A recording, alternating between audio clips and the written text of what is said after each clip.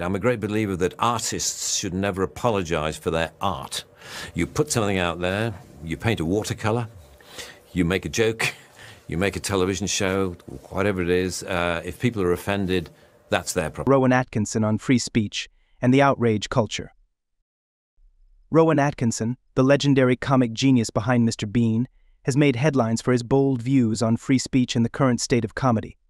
His insights challenge the growing culture of outrage that seems to dominate today's conversations about humor and expression. We'll delve into Atkinson's perspectives, exploring his belief that artists should never apologize for their art and the implications of a society that punishes offense.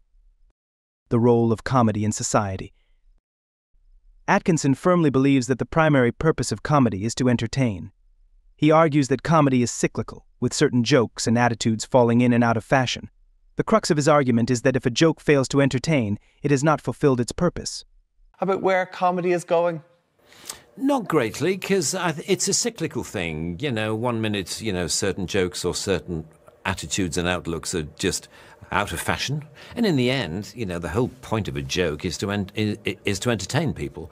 And if people are not entertained, then you haven't fulfilled your brief. And so I'm a great believer that we must have free expression. And in comedy, you must be able to make jokes about absolutely anything. I mean, the only question is you would be wise to choose a context in which it's going to be appreciated, because not all jokes suit all contexts. The joke you tell around a table in a restaurant with some friends is not necessarily something for primetime TV. That's a pretty obvious statement, but you'd be surprised how people like to abuse the context of comedy. And people often say, did you hear that joke that comedian said in that Netflix special?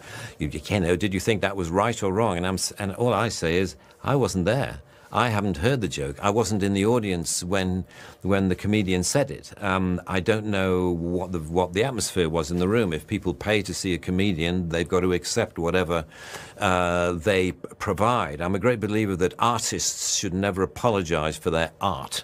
You put something out there, you paint a watercolor, you make a joke, you make a television show, whatever it is. If people are offended, that's their problem. It's not yours. You've done your bit. If they don't want you to work for them again, then that may become your problem. But you've done your bit and you've done your best, and it's up to the audience to judge. I'm a great believer that if a joke has an appreciative audience, no matter how small, no matter who they are, then it is worthy. It should be, as it were. Atkinson emphasizes the importance of free expression in comedy, stating that comedians should have the freedom to make jokes about anything, provided the context is appropriate. He points out that audiences who pay to see a comedian should be prepared for the performance they are about to witness. This idea raises an important question: if audiences willingly participate in these shows, shouldn't they accept the humor presented to them? Atkinson believes that if a joke has an appreciative audience, regardless of its size, it is worthy of existence. Free expression as a fundamental right. Atkinson places a high value on free expression, ranking it as the second most precious thing in life, just below the basic necessities of food and shelter. He expresses concern for those in society who may not enjoy the same privileges he has as a public figure. He cites real-life examples of individuals facing absurd charges for seemingly harmless expressions, like a man arrested for calling a police horse gay or a cafe owner fined for displaying Bible verses. These examples illustrate a troubling trend where the right to express oneself is increasingly stifled by societal outrage. Atkinson's message is clear: when offense becomes punishable, we lose sight of the broader implications for free speech. The dangers of misinterpreting criticism. Atkinson highlights the dangers of equating criticism with insult. He points out that many things can be construed as insulting, including sarcasm, unfavorable comparisons, or simply presenting an alternative viewpoint. When it comes to the consideration of any issue relating to free speech, it's my passionate belief that the second most precious thing in life is the right to express yourself freely. The most precious thing in life, I think, is food in your mouth, and the third most precious is a roof over your head. But a fixture for me in the number 2 slot is free expression, just below the need to sustain life itself. That is because I have enjoyed free expression in this country all my professional life and fully expect to continue to do so. Personally, I suspect highly unlikely to be arrested for whatever laws exist to contain free expression because of the undoubtedly privileged position that is afforded to those of a high public profile. So my concerns are less for myself and more for those more vulnerable because of their lower profile. Like the man arrested in Oxford for calling a police horse gay, or the teenager arrested for calling the Church of Scientology a cult, or the cafe owner arrested for displaying passages from the Bible on a TV screen.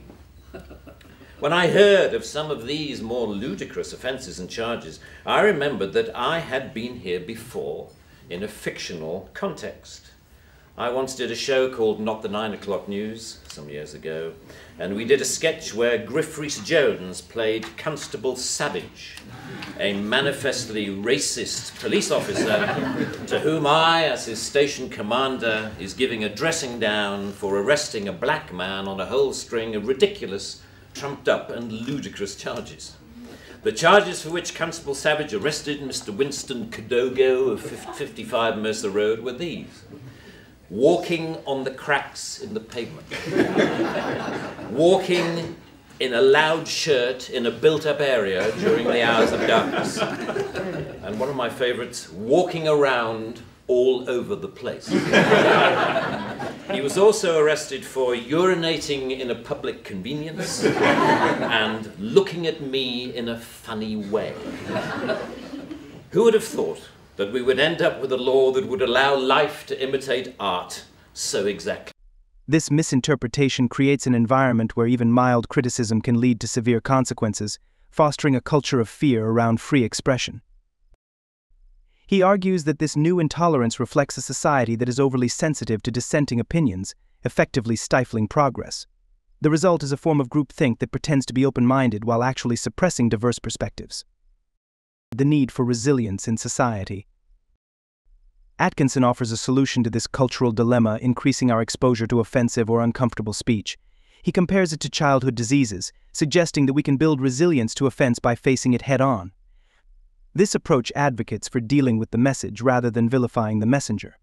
He believes that the best way to combat offensive speech is not through repression but through more speech, fostering a society that can handle tough ideas without resorting to outrage. In essence, Atkinson calls for a cultural shift where society develops immunity to offense, allowing for open discussions and debates without fear of repercussion.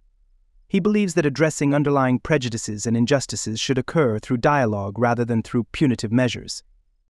The outrage industry and its consequences. Atkinson warns against the so-called outrage industry, where media sensationalizes minor offenses, leading to public panic and calls for action. He describes a scenario where a minor insult on social media can escalate into a full-blown scandal, prompting authorities to intervene without a real victim in sight. This dynamic creates a chilling effect on free expression, as individuals become wary of speaking their minds for fear of repercussions. Atkinson's observations resonate with many who feel the pressure of societal norms that demand conformity in thought and expression. He argues that when potential offense becomes the standard for punishment, the essence of free expression is compromised. Conclusion: a call for open dialogue. Rowan Atkinson's perspectives on free speech and comedy serve as a wake-up call in a world increasingly characterized by censorship and outrage. He advocates for a society that values free expression and encourages resilience against offense. By fostering open dialogue and embracing diverse viewpoints, we can create an environment where ideas can be exchanged freely, without the fear of backlash. What do you think about Atkinson's stance on free speech and the current climate of outrage? Are you in agreement with his views, or do you see things differently? Share your thoughts in the comments below, and let's continue this important conversation. You know, the freedom to be inoffensive is no freedom at all. The repeal of this word in this clause will be only a small step, but it will, I hope, be a critical one in what should be a longer-term project to pause and slowly rewind a creeping culture of censoriousness. It is a small skirmish in the battle, in my opinion, to deal with what Sir Salman Rushdie refers to as the outrage industry. self-appointed arbiters of the public good, encouraging media-stoked outrage to which the police feel under terrible pressure to react. A newspaper rings up Scotland Yard. Someone has said something slightly insulting on Twitter about someone who we think a national treasure. What are you going to do about it? And the police panic and they scrabble around and then grasp the most inappropriate lifeline of all, Section 5 of the Public Order Act, that thing where you can arrest anybody for saying anything that might be construed by anyone else as insulting. You know, they don't seem to need a real victim. They need only to make the judgment that somebody could have been offended if they had heard or read what has been said. The most ludicrous degree of latitude